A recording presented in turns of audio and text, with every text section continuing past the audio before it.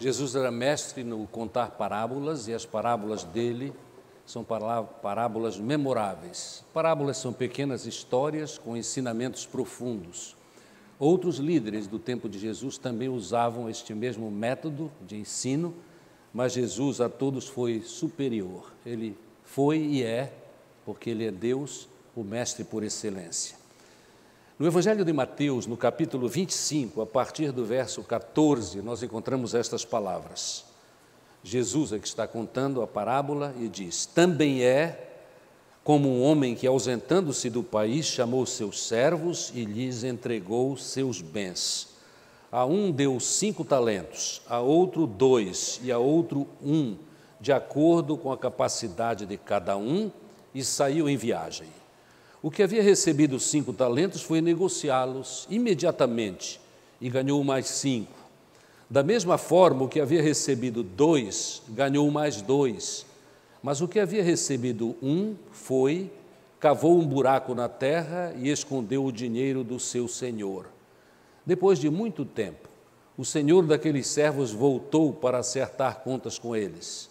Então, chegando o que havia recebido 5 talentos, apresentou-lhe mais 5 talentos e disse: Senhor, entregaste-me 5 talentos, aqui estão mais 5 que ganhei.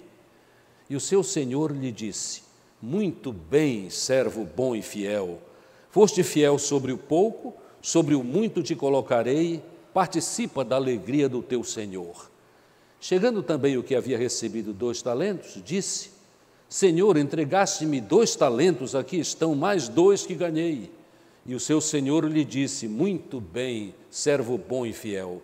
Foste fiel sobre o pouco, sobre o muito te colocarei, participa da alegria do teu senhor. Por fim, chegando o que havia recebido 1 talento, disse: Senhor, eu sabia que és um homem severo, que colhes onde não semeaste e recolhes onde não plantaste. Então fiquei com medo e fui esconder na terra o teu talento. Aqui tens o que é teu. Mas o seu senhor lhe respondeu: servo mau e preguiçoso, sabias que colho onde não semeei e recolho onde não plantei? Devias então entregar meu dinheiro aos banqueiros, e ao voltar eu o teria recebido com juros. Tirai dele o talento e entregai ao que tem 10 talentos, pois a todo o que tem mais lhe será dado e terá com fartura, mas ao que não tem, até aquilo que tem lhe será tirado. Lançai o servo inútil nas trevas exteriores, ali haverá choro e ranger de dentes. Amados, a parábola dos talentos faz parte das últimas advertências e encorajamentos de Jesus para o seu povo antes da sua partida. E nesta parábola, Jesus delega a responsabilidade para mordomos, isto quer dizer, para administradores, que se tornam responsáveis pelo progresso do reino, confirmando então que o mordomo tem um grande peso de responsabilidade sobre si e é extremamente sério negligenciar o privilégio de assumir esta administração. Agora, é claro que para o desincumbir-se da missão é necessário que haja fidelidade, e fidelidade é o tema da nossa mensagem de hoje de manhã. Porque, havendo fidelidade, os resultados do serviço serão importantes.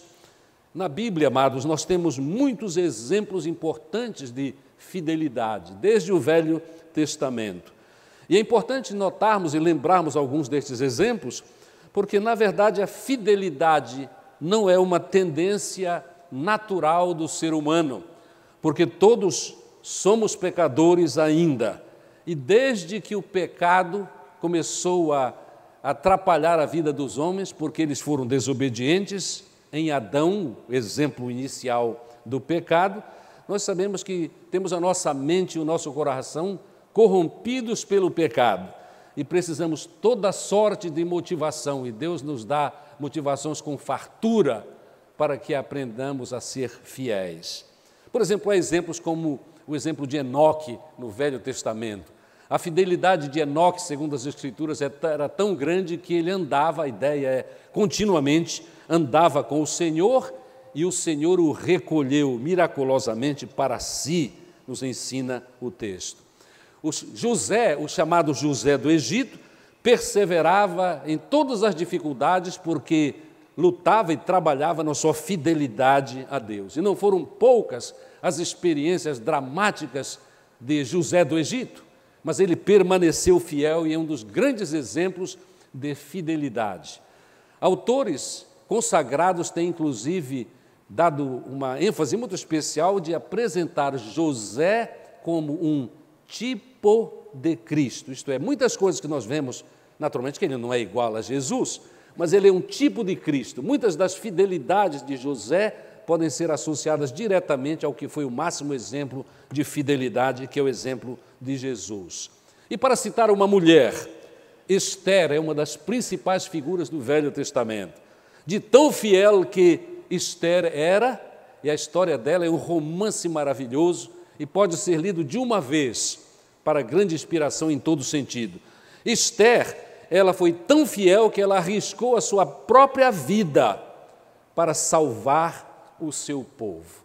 E não é, então, esquisito nós reconhecermos que judeus até os nossos dias elevam grandemente, dignificam o nome de Esther, por causa do significado de Esther para o livramento, para a salvação do povo, sobre quem já naquele tempo havia planos terríveis para a destruição de todo o povo de Deus. Agora vejamos que estes exemplos que tenho dado, Enoque, José do Egito, Esther, tinham capacidades e situações diferentes, desafios diferentes, mas foram fiéis em suas circunstâncias de vida. Isso já deve ser uma nota muito especial para a nossa aplicação pessoal, porque nossas vidas são diferentes, nossas capacidades são diferentes, nossas circunstâncias de vida são diferentes, mas em tudo aquilo que fazemos devemos agir com fidelidade a Deus, em primeiro lugar, e seremos bem-sucedidos e teremos grande alegria na nossa maneira de viver. É importante reconhecermos também que fidelidade, a nossa fidelidade humana, é um derivado da fidelidade de Deus por nós. Ele sempre cumpre suas promessas. E este fato da parte de Deus deve ser inspiração para a nossa própria fidelidade. E autores sagrados descobriram isso, a fidelidade de Deus. A fidelidade de Deus não muda. Daí porque nós podemos ler em Êxodo, no capítulo 34, e no verso 6, uma descoberta de ninguém menos do que Moisés, o grande libertador do povo de Deus. No verso 6 ele disse assim, está escrito, tendo o Senhor passado diante de Moisés, proclamou, Senhor, Senhor, isso é Moisés falando, Deus misericordioso e compassivo, tardio em irar-se e cheio de bondade e de fidelidade. Moisés tinha plena compreensão de que seria impossível viver sem as ricas manifestações da fidelidade de Deus, que o leva a agir de bondade com milhares, que perdoa a maldade, a transgressão e o pecado, e que inclusive considera inocente quem é culpado, que castiga o pecado dos pais dos filhos e dos filhos, até a terceira e quarta geração, mas que também abençoa aqueles que agem de acordo com a fidelidade. Moisés descobriu isso e proclamou isto. O rei Davi aprendeu também a depender da fidelidade de Deus. E os textos são muitos, especialmente nos Salmos. Mas no Salmo 40 e no verso 11, nós temos esta expressão, ó Senhor. Lembremos a história de Davi, dramática como foi. Ele foi fraco em muitas oportunidades, mas ele sempre voltava para Deus. E ele diz assim, Senhor, não retires de mim a tua compaixão, não retires de mim o teu amor e a tua fidelidade, guardem-me sempre. Quanta dependência, mas vale a pena sempre depender de Deus.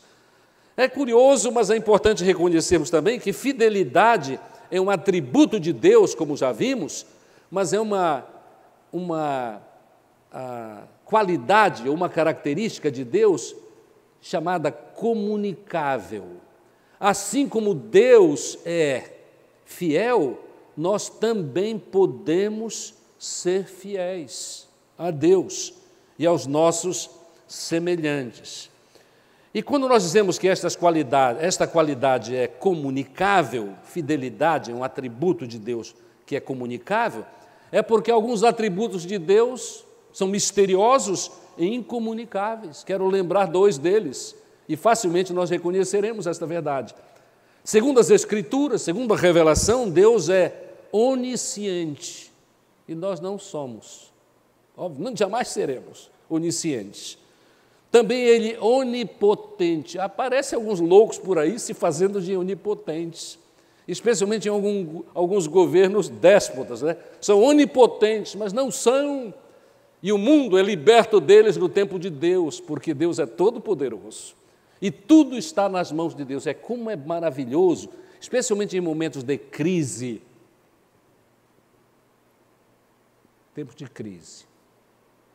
Reconhecermos que Deus é todo-poderoso, todo-poderoso. Nada acontece fora do plano de Deus, ainda que seja apenas o fato de Ele concorda em que aconteça. Porque os propósitos dele são santos, são especiais, e nós não sabemos quais são, então dependamos dele. Mas então, se há uma qualidade de Deus que é comunicável, como a fidelidade, há também qualidades que são incomunicáveis. Nós não podemos agir como Deus age, porque só Ele é Senhor. E entre estas, onisciência e onipotência. Agora, reconheçamos que fidelidade, que é característica de Deus, e podemos também agir com fidelidade a Deus e aos nossos semelhantes também, é marca do crente. E é por causa do poder de Deus na nossa vida que nós podemos, de fato, experimentar fidelidade. Nós estamos sempre nesta igreja voltando a um texto que é fundamental, reconheçamos, mais uma vez, que é fundamental, que é Gálatas 5:22. Fruto do Espírito, é obra de Deus na nossa vida. Que é bom lembrarmos, começa desde que, ouvindo o Evangelho, nós cremos no Evangelho. Efésios, no 1º capítulo, cita isto com clareza. E graças a Deus que nós temos entendido esta palavra. Mas a lista do fruto do Espírito é a seguinte: amor, alegria, paz, paciência, benignidade, bondade, fidelidade, amabilidade e domínio próprio. Eu ouvi muita tolice no decorrer da semana, quando eu vinha para casa, num dos dias de trabalho, quando eu ouvia um psicólogo e um psiquiatra, todos dois falando a respeito de problemas, de transtornos humanos, mas sem nenhuma palavra a respeito de que muitos destes são nossa responsabilidade direta, absolutamente. E aí eu estava pensando sobre domínio próprio. Quando eu ouvia aqueles dois, sem dúvida alguma, sem conhecimento da palavra, sem entrega a Jesus e ao poder de Deus, eu creio que sim, ou então eles manifestavam isso em seus comentários, eu pensei, e para onde vai a questão de domínio próprio? Eu não caio, e você também, se é do Senhor, não cai em todo tipo de tentação. Para muitos você diz, um sonoro e às vezes até publicamente, não. Se os irmãos me encontrarem um dia por aí, e ao passarem por mim, eu pensando na minha vida, disser assim, não, provavelmente é por causa de alguma tentação que ocorreu na minha mente. E eu aprendi isso, e não tenho vergonha disso, porque se alguém perguntou, o senhor está louco? Eu disse, não. Eu estou dizendo não a Satanás, estou dando não a uma tentação. Eu estou dizendo não a um desejo de uma violência, e isso é tentação, porque Deus não quer que eu caia neste erro. Amados, olha, a fidelidade é dádiva de Deus para nós. E nós já temos experimentado isso. E quem quer que experimente infidelidade, eu vou repetir, quem quer que aqui o alcance da minha voz, por algum meio de comunicação, estiver passando por infidelidades, eu quero dizer que esta infidelidade pode ser tratada e resolvida quando você entender que fidelidade é dádiva de Deus, é obra de Deus na vida humana. De fato, é dolorido em nossa sociedade reconhecer quanta infidelidade conjugal existe. A infidelidade conjugal existe porque as pessoas não se entregam a Deus para viver como Deus quer. Ele quer que sejamos fiéis a Ele, mas com resultados em todos os nossos relacionamentos. E quando eu quero dizer e quero repetir todos eles, significa que nós precisamos trabalhar esta questão para sermos fiéis como Deus quer que sejamos. E os resultados são especiais, nós abençoamos a sociedade. E porque eu estou falando um pouco sobre infidelidade conjugal, quer dizer, nós abençoamos as nossas famílias, os nossos filhos, os nossos netos e os nossos bisnetos, se os tivermos, porque nós teremos estabelecido um projeto, um plano e um exemplo que tantas vezes, pela graça e misericórdia de Deus, é seguido. Infiéis geram infidelidade, fiéis geram fidelidade. E devemos reconhecer isto. Não fujamos desta importantíssima realidade. Mas, amados, nós somos inspirados por Deus para ser fiéis. Como Tíquico fez.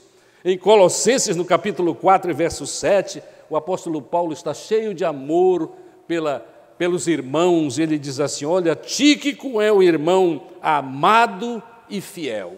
E nós podemos ser como Tíquico. Foi. Especialmente para Paulo. Note, aqui é o relacionamento humano. Fidelidade no relacionamento humano. Então, nós somos inspirados. E alguns ensinos bíblicos importantes a respeito de fidelidade que quero frisar hoje de manhã. Por exemplo, quando nós lemos esta parábola, nós vemos que a parábola insiste e ensina que tudo pertence a Deus. O verso 14, nota o que diz. Também é como um homem que é o reino de Deus, o reino dos céus. É como um homem que, ausentando-se do país, chamou os seus servos e lhes entregou seus bens. Não é errado dizermos todos os bens. Ele sairia de férias e ele não queria ter nenhuma preocupação, então ele chamou aqueles em quem julgava poder confiar e entregou todos os bens. E o texto nos fala sobre estes bens. A um deu 5, a outro deu 2, a outro deu 1. Por que esses números são tão pequenos? E 5 é um número relativamente inexpressivo, assim, quando a gente pensa 5, né? Porque seria um número expressivo, 5.000, mas 5. 2. Nós precisamos entender que a palavra de Deus quer demonstrar com estes 5, 2 e 1 muito mais valor do que nós imaginamos. Os bons estudiosos da palavra de Deus, os eficientes estudiosos da palavra de Deus, nos dizem que nós precisamos entender que nesta parábola, talento tem a ver com medida de peso. Tanto é que uma boa ilustração de que isto é medida de peso é quando nós vamos para Êxodo e nós aprendemos que aquele candelabro do templo pesava, e os outros utensílios do tabernáculo, quero dizer, pesava 1 talento. Então, se pesava, isto aqui não é unidade de dinheiro, não é? Não quer dizer cruzeiro ou dólar, etc. Não, talento é unidade de peso, e o peso, nós sabemos, significava 35 quilos de ouro. Em Êxodo, assim está escrito. Aquele candelabro pesava 35 quilos de ouro puro. Então, imagine, 35 vezes 5. Eu sou como os irmãos, eu não sei quanto é, mas a minha calculadora sabe. Mas é muito peso. E é muito valor de ouro. É muito peso. Então, aquele senhor, de fato, era extremamente rico. 35 vezes 5 para um, 35 vezes 2, isso é mais fácil, não é? 70, não é? E para o outro, 35. Mas o texto sagrado diz assim, a cada um conforme a capacidade dele. Conforme a capacidade dele. Olha, é importantíssimo reconhecermos que tudo pertence ao Senhor. Há um grande autor, já falecido, já na presença do Senhor, Francis Schaeffer. E Francis Schaeffer gostava muito de escrever a respeito da natureza. E aí ele insiste que a natureza foi toda ela, bela como é, magnífica como é, dada para os homens. porque tudo é de Deus, a natureza é de Deus. É muito interessante que há textos sagrados que nos falam claramente a respeito disso, né? Esta ênfase de Francis Schaeffer. Por exemplo, no Salmo 24, verso 1, um texto muito inspirador: ao Senhor pertencem a terra e tudo que nela existe, o mundo e os que nele habitam. É um texto muito precioso. Algumas crianças têm aprendido este texto bem cedo na sua vida. Um outro texto interessante, também de Davi, é no Salmo 8, versos 3 em diante. Este texto é uma preciosidade. Ele diz assim: olha, quando eu contemplo os céus, obra dos teus dedos, a lua e as estrelas que estabeleceste, que é o homem para que te lembres dele, e o filho do homem para que o visites. Tu o fizeste um pouco menor que os anjos e o coroaste de glória e honra. Deste-lhe domínio sobre todas as obras das tuas mãos. Tudo puseste debaixo de seus pés, todas as ovelhas e os bois, assim como os animais selvagens, as aves do céu, os peixes do mar e tudo o que ocorre nas veredas dos mares. Ó Senhor, nosso Senhor, como o teu nome é magnífico em toda a terra. Ora, que preciosidade! Deus nos deu todos os seus bens. A parábola diz que ele deu todos os bens para os seus mordomos.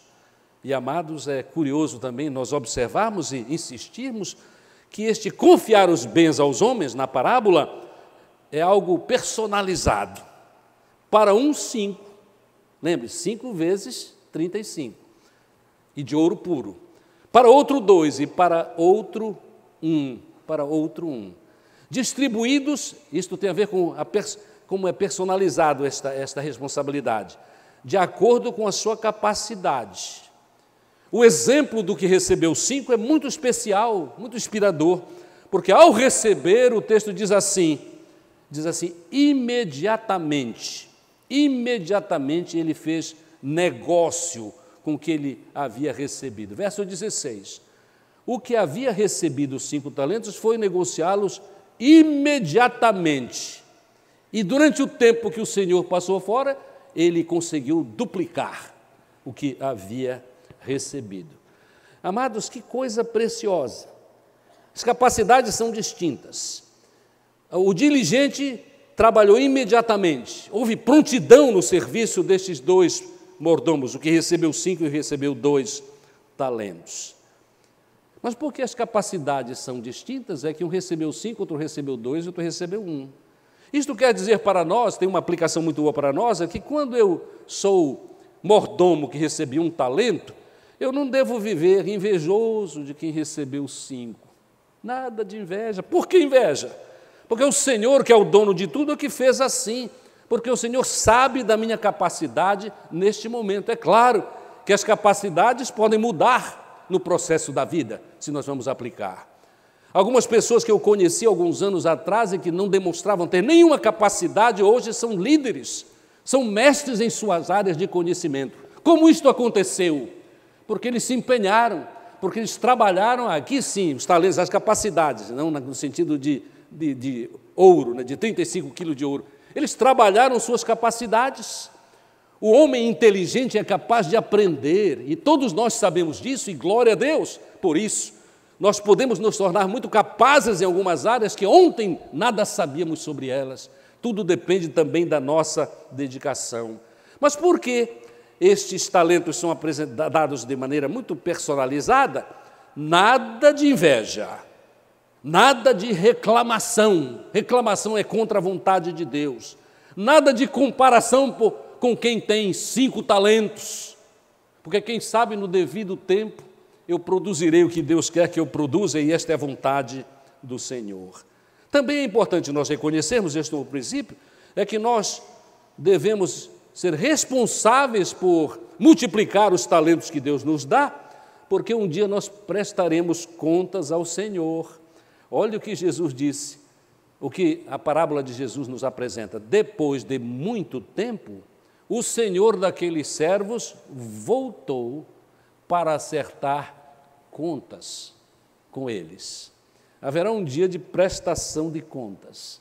Aliás, hoje, dependendo da nossa situação, nós já estamos prestando contas de algumas coisas. No decorrer, é muito negativo o exemplo que vou dar, mas em uma destas festas de Natal, eu vi alguém dizendo assim, mas é tão triste que o fulano, era uma pessoa amada da pessoa que falava, é tão triste que esta pessoa tenha entrado por este caminho do vício, porque ele já está pagando as contas. No sentido da saúde, a gente paga mesmo, né? Vale a pena ter disciplina, vale a pena ser cuidadoso com a vida, vale a pena andar pelo caminho que devemos andar, porque, meus amados, aqueles de nós que já temos mais de 50 anos, eu estou incluído, como os irmãos sabem, sabemos disso, que a prestação de contas logo vem, logo vem. E, naturalmente, que há alguns imponderáveis na vida, há surpresas na vida, mas é um fato que nós temos de prestar contas. O verso 19 diz que o Senhor voltou. E quando Ele voltou, nós temos dois exemplos. Isto é tão interessante da psicologia de Jesus, né? Dois exemplos positivos e só um negativo. Deus jamais daria mais exemplos negativos do que positivos. Você veja só como Jesus é mestre por excelência. 12 exemplos positivos. O que recebeu 5, trouxe mais 5. Recebeu 2, mais 2. E sem demora, o Senhor daqueles servos disse a mesma coisa para os dois. Bem-estar, servo bom e fiel. Sobre o pouco, ele chama de pouco. É uma riqueza incomensurável, mas sobre o pouco foste fiel, sobre o muito eu te colocarei. Entra na alegria do Senhor. O que ele estava dizendo? Olha, o trabalho de vocês foi excelente. Eu valorizo o que vocês fizeram. Era o que eu esperava de vocês. Eles recebem uma grande recompensa do Senhor. O verso 21 diz assim, participa da alegria do Senhor. Nenhuma comparação entre os dois servos fiéis. Nenhuma comparação. Nenhuma competição, nenhuma reclamação sobre metas. As minhas metas eram maiores do que duplicar. Vocês deviam pelo menos triplicar. Não, senhores, Deus é tão equilibrado, né? A respeito de metas, amados, cuidado com o excesso de metas. É preciso haver metas na vida, porque senão quando você chega lá, você não sabe que chegou. Mas cuidado com o excesso das metas. Eu tenho ouvido alguns especialistas dizerem que o excesso de metas na nossa vida leva a muitos à depressão. A depressão. E quando nós temos metas bem estabelecidas, bem estudadas e não conseguimos, é interessante nós vivermos ainda equilibradamente e reajustarmos as metas que nós mesmos temos colocado diante de nós. E mais ainda se os outros têm colocado metas sobre a sua vida. Porque há muitos líderes déspotas que mesmo sem imaginar que estão destruindo, destroem as vidas que estão debaixo da sua orientação. Mas o Senhor disse, participa da alegria do Senhor. E o que é esta alegria do Senhor do ponto de vista teológico? O que é esta alegria do Senhor? Quando ele disse assim, entra na alegria do teu Senhor. Eu gosto muito da afirmação de alguns teólogos que nos dizem o seguinte, o prêmio, esta alegria do Senhor, é algo que já foi conquistado por Jesus Cristo. Eu gosto disso, porque se é verdade que eles ganharam, receberam este prêmio depois de terem feito o que fizeram, há um sentido bíblico em que a alegria do Senhor não é só alegria aqui, é alegria além. Então isso tem a ver com este conceito maior de vida, vida abundante. A vida abundante que Deus coloca à nossa disposição, nós mordomos do Senhor, ela começa aqui, já é experimentada aqui, mas salta para a vida eterna. E é impossível nós lermos e estudarmos esta parábola se entendermos este relacionamento do aqui e agora com o além. Então, nesse sentido, é claro, o prêmio já foi conquistado por Jesus Cristo. O prêmio é a vida de maneira completa, a vida aqui, as alegrias que temos aqui por trabalho bem feito, a vida que temos aqui por vencermos dificuldades nos nossos serviços e mormente no serviço do Senhor. Sim, começa aqui, mas salta para a eternidade. E nós experimentamos isso, naturalmente, usando nossas habilidades, o nosso tempo, a nossa inteligência, dada por Deus, e glorificando ao Senhor com a utilização destas capacidades.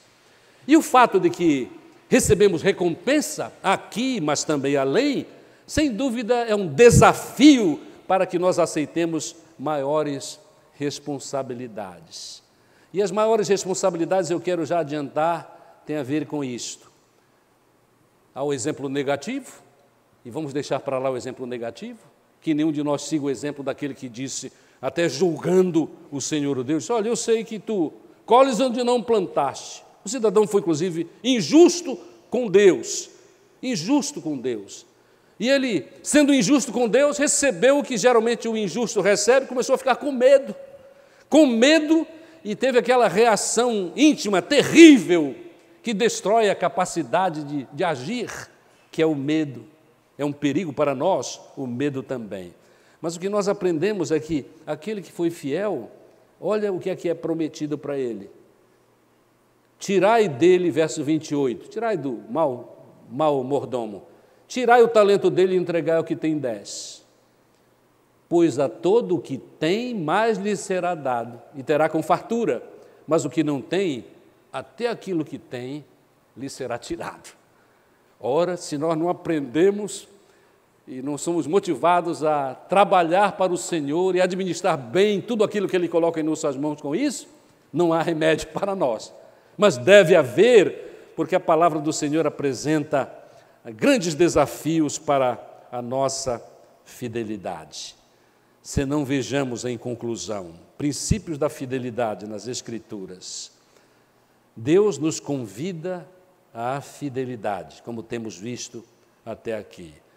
Com os exemplos positivos, Ele nos inspira à fidelidade. Com o exemplo negativo, Ele nos ajuda para que deixemos a infidelidade de lado, porque nós não queremos perder, nós queremos ganhar. E se nós levarmos isto a sério, nós podemos aguardar as grandes recompensas do Senhor, àquele que nos deu tudo. Eu não escolhi o texto, mas veio à minha mente aquele texto do apóstolo Paulo, onde em uma de suas cartas ele diz aos que estão próximos dele, diz assim, o que é que vocês têm e que vocês não receberam? O que é que você tem? O que é que eu tenho e que eu não recebi? A resposta é nada. Tudo eu recebi de Deus. Mas este tudo deve ser trabalhado com eficiência, com sabedoria, com muita disposição e tenacidade, para que o Senhor Deus, que tudo nos dá, seja glorificado. Que nós todos possamos, de fato, ao meditar sobre este assunto, já antecipar o que já temos ouvido e o que vamos ouvir no momento final, quando na presença de Deus poderemos ouvir a sua palavra, como Ele disse para os servos fiéis. Bem está, servo bom e fiel, sobre o pouco foste fiel, sobre o muito te colocarei. Entra no gozo do teu Senhor. E nós devemos, à luz desta verdade, reconhecer também que as bênçãos que recebemos aqui, que saltam para a eternidade, são reveladas e revelam para nós que, de fato, o servo fiel não fica pensando em aposentadoria do trabalho no reino de Deus, né? Não fica pensando em aposentadoria. Até porque se nós fraquejarmos e não continuarmos fiéis, labutando na obra do Senhor, nós vamos ter seríssimos problemas, não é ameaça minha não, mas é a verdade, logo mais, quando na presença eterna do Senhor. Porque notem só o que nos diz o livro de Apocalipse, no capítulo 22, versos 3 a 5. É importante isso, é sobre a eternidade, que um dia experimentaremos por causa da graça de Jesus. Ali, na presença de Deus, no final, jamais haverá maldição. Nela estará o trono de Deus e do Cordeiro, e os seus servos o servirão. Não tem aposentadoria lá não, amados. Lá, os seus servos vão continuar servindo a Deus, e verão a sua face, e na testa deles estará o seu nome, isto é, nós temos dono. Não haverá mais noite, e não precisarão de luz de lâmpada, nem da luz do sol, porque o Senhor Deus os iluminará, e eles, lá vem trabalho, reinarão pelos séculos dos séculos. Eu chamo a atenção dos irmãos do que não é, alguma pessoa sem conhecimento teológico, bíblico, diria assim, e ele reinará, e a gente aprecia o Senhor reinando. Não é assim não, amados. E nós vamos reinar. O que é que vocês pensam que tem a ver com reinar? Servir. Nós vamos continuar servindo a Deus. Eu jamais poderia dizer isto para os irmãos se não calcado nas Escrituras. Mas faz tão bem, não é, irmãos? Porque, olha, aqui nós temos de multiplicar os nossos talentos, é a vontade de Deus. Isto serve de como lição para muitos que ainda estão engatinhando nesta questão do entendimento do que é que Deus quer de mim. Mas, amados, o serviço continua. Isto quer dizer que a parábola de Jesus tem a ver com o tempo e com a eternidade. E nós faremos bem em nos regozijar com as bênçãos de Deus, fazemos bem em antecipar o que já vamos ouvir do Senhor, por sua graça e misericórdia. Bem-estar, servo bom e fiel. Sobre o pouco foste fiel, sobre o muito te colocarei, entra no gozo do Senhor. Que estejamos prontos para entrar, porque esta é a vontade de Deus. Amém.